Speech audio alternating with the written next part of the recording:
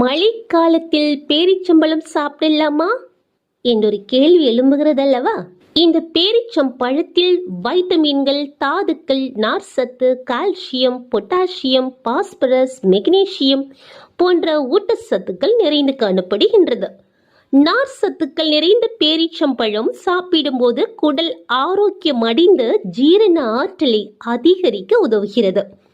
பேரிச்சம்பழத்தை குளிர்காலத்தில் சாப்பிட்டு வருவதன் மூலம் இரத்தத்தின் ஹீமோகுளோபின் அளவை அதிகரிக்க செய்து அனீமியாவை தடுக்கின்றது. பேரிச்சம்பழத்தில் கார்போஹைட்ரேட், குளுக்கோஸ், சுக்ரோஸ் ஆகியவை அதிகமாக இருக்கின்றது.